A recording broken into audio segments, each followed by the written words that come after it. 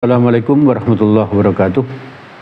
Alhamdulillahilladzi ahyana ba'dama amatana wa ilaihin nusyur. Asyhadu an la ilaha illallah wahdahu la syarikalah wa asyhadu anna Muhammadan abduhu wa rasuluh la nabiyya ba'dah. Allahumma shalli ala Muhammad wa ala alihi wa sahbihi wa man tabi'ahum bi ihsanin ila yaumiddin. Jamaah Majelis Taklim yang dirahmati oleh Allah, mari kita terus bersyukur kepada Allah karena Allah telah memudahkan bagi kita untuk bisa istiqomah hadir ke majelis ilmu ini. Istiqomah ngaji ya. Lebih-lebih ketika hujan seperti ini, tentu pahala yang kita dapatkan akan lebih banyak. Semoga Allah terus memudahkan bagi kita untuk bisa hadir ke majelis ilmu, untuk bisa hadir ngaji ya.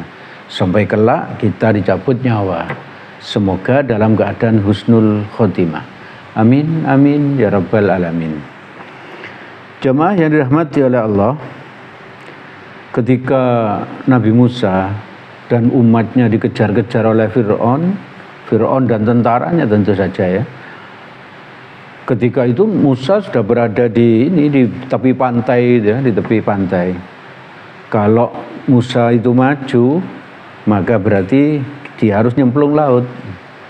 Kalau mundur, maka dia pasti pasti dibunuh oleh Fir'aun dan tentaranya. Maka waktu itu Musa yakin sekali tetap akan ditolong oleh Allah. Walaupun dalam kondisi kritis kayak gitu ya, sangat genting. Maka dengan keyakinan penuh Musa dan para pengikutnya yang setia itu turun ke laut. Sama Fir'aun terus dikejar. Musa terus turun ke laut sampai Sampai air laut itu sudah ada di sampai lehernya Musa ini. Berarti saat tangannya Musa itu sudah ada di dalam laut, tinggal leher ke kepala saja gitu. Nah, di saat kayak gitu perintah Allah datang. Pukullah Musa air laut itu dengan tongkatmu. Maka karena ada perintah seperti itu, Musa langsung memukulkan tongkatnya sehingga air laut itu pecah menjadi dua dan membentuk jalan ya. Maka Musa terus jalan sampai ke seberangnya laut. Nah, setelah naik, Fir'aun waktu itu masih ada di tengah. Waktu Fir'aun ada di tengah, maka air laut itu bergabung lagi menjadi satu, sehingga Fir'aun meninggal dunia. Ditelan oleh air laut. Maka banyak sekali hikmah yang bisa diambil ya dari peristiwa ini. Dulu kita juga pernah mengambil hikmahnya. Sekarang coba kita ambil hikmah yang lain ya. Coba kita bayangkan. Kalau air laut itu sudah sampai di sini, sampai di lehernya Musa, lalu Musa diperintah oleh Allah untuk memukul air laut itu, padahal tangannya Musa kan ada di bawah di dalam air laut. Nah, setelah itu Musa mengangkat tangannya lalu memukulnya. Berarti tenaganya pasti tidak terlalu kuat ya. Hanya pukulan kecil gitu aja. Tapi air laut itu pecah jadi dua ya, membentuk jalan. Satu itu yang perlu diingat ya. Terus yang kedua, coba kita bayangkan, kita pikirkan. Apakah Allah tidak bisa memecah air laut itu jadi dua tanpa pukulan tongkat dari Musa? Pasti bisa ya, pasti bisa.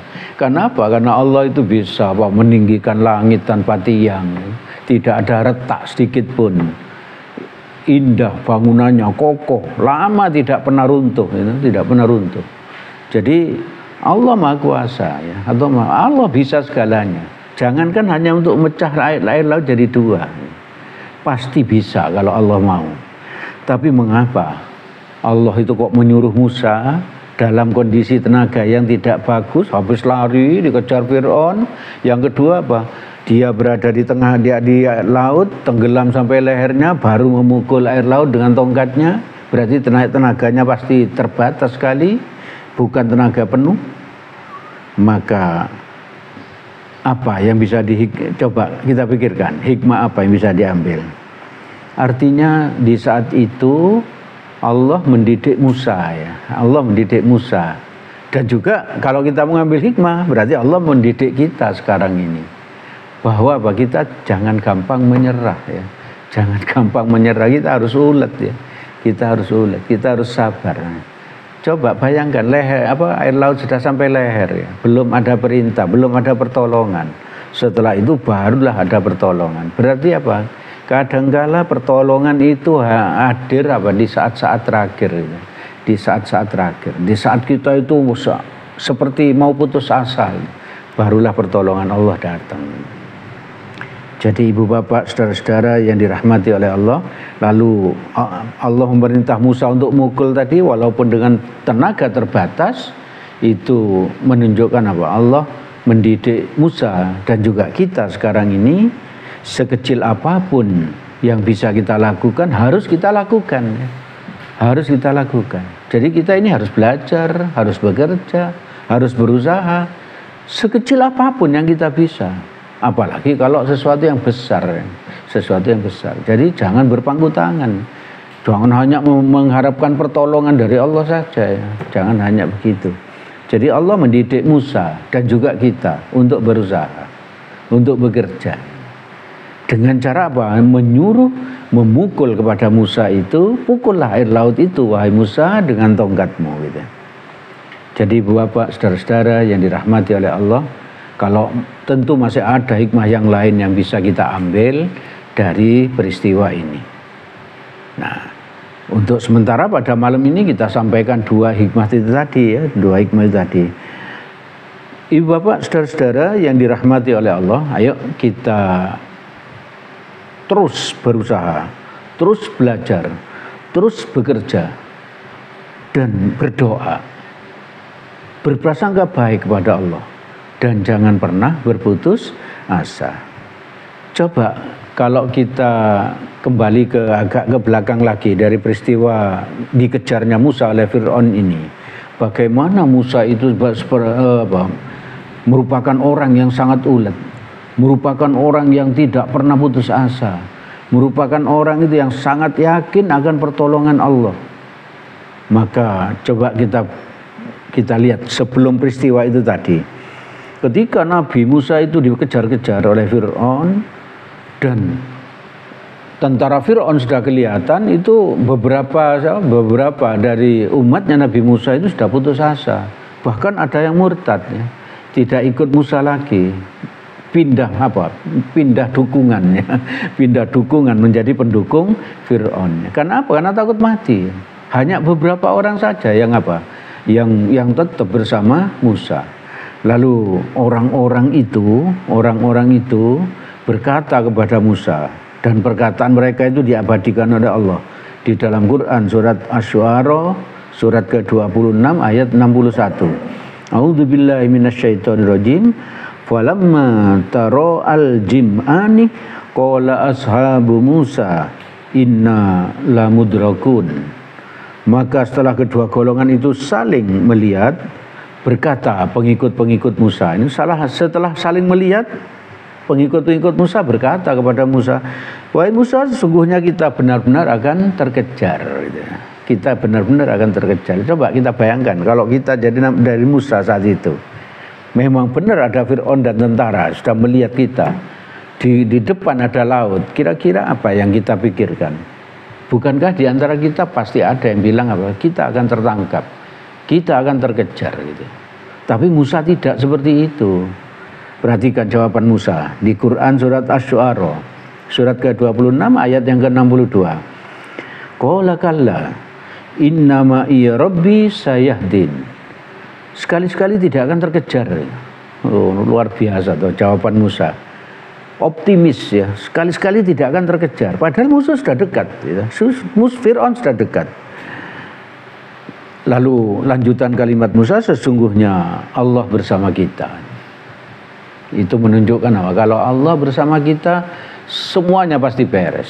Semuanya pasti beres. Tidak peduli orang sedunia ini akan memusuhi kita.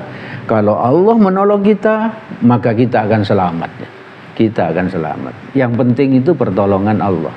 Yang penting itu pertolongan Allah. Jadi Bapak, saudara-saudara yang dirahmati oleh Allah, hikmah yang ketiga tadi itu, Musa tidak pernah putus asa. Musa selalu optimis ya. Musa selalu yakin akan pertolongan Allah pasti datang. Ini kalimatnya tadi. Sekali-kali tidak akan terkejar ya. Sekali-sekali tidak akan terkejar. Nanti sampean Bapak Ibu, saudara-saudara bisa lihat. Quran surat Asy-Syu'ara, surat 26 ayat 62. 2662 itu gampang toh. 2662. Nah, sekali-kali tidak akan terkejar. Allah bersama kita. Allah bersama kita. Juga agar kita ini lebih optimis di dalam menghadapi hidup ini, coba kita baca lagi Quran surat Al-Fatir surat ke-35 ayat 27. A'udzubillahi minasyaitonirrajim. Alam taro annallaha anzala minas sama. Tidakkah engkau melihat bahwa sesungguhnya Allah menurunkan air dari langit ya? Coba kalau kita lihat, apakah air itu turun begitu saja dari langit tanpa campur tangannya Allah? Tidak mungkin. Itu adalah apa? Allah yang menurunkan air itu dari langit. Kalau Allah mau, bisa saja air itu apa? Tidak turun dari langit. Seperti di Mekah sana, di Madinah sana kan jarang sekali adanya hujan. Tidak seperti di tempat kita ini yang ada musim hujan, ada musim kemarau. Tapi kalau di Mekah, di Madinah itu jarang sekali ada hujan. Kenapa kok begitu? Itu karena kekuasaan Allah, itu karena kehendak Allah. Lalu lanjutan ayatnya, fa akhrajna bihi thamaratim mukhtalifan alwanuha. Lalu dengan air itu Allah mengeluarkan hasil tanaman yang beraneka macam warnanya. Jadi cukup dengan menurunkan air, maka tanah menjadi basah, menjadi subur, lalu apa? Tumbuhan-tumbuhan itu menjadi tumbuh, tanaman menjadi tumbuh. Sehingga dari tanaman itu kita bisa memakan buahnya dan lain sebagainya. Dari situ ada rezeki kita. Itu kan gambaran saja bahwa salah satu sumber rezeki itu dari situ. Tentu bisa banyak lagi Allah menciptakan rezeki untuk kita. Jadi ibu bapak, saudara-saudara yang dirahmati oleh Allah, malam ini kita sudah sampaikan bahwa Allah mendidik kita melalui Musa ya.